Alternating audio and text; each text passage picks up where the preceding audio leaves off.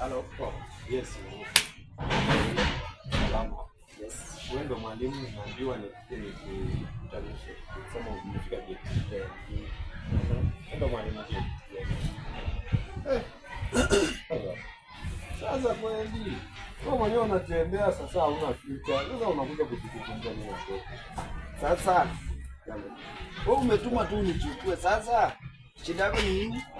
Si mimi nimekuangalia sawa. Yaani umepita unaonekana tu shida peke yake. Sasa unakuja kuongezea watoto shida ama unakuja kuwasaidia?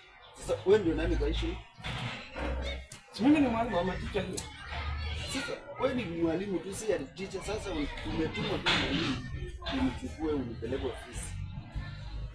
Sasa umeanza kunisomea. Ndio nimekwambia. Ndio nakwambia don't charge a book by its cover. Angalia papers. Mwalimu. Na unajua wenye wanapingana hivi hawana papers kama wewe. Tukichunguza na hata sasa wewe ndio mgeni tu unakuja na unaanza kuniongelesha hivi. Watu wenye wako na barabara mbili akili hawana. Mwalimu, kwa hiyo unaniambia mimi sina akili. Nipeleke ofisi. Siwezi nikakupeleka wewe mwenyewe enda. Sasa kazi yako ni gani? Niambia mimi kwani mimi sina akili. Akili ni nywele. So, uko na nywele.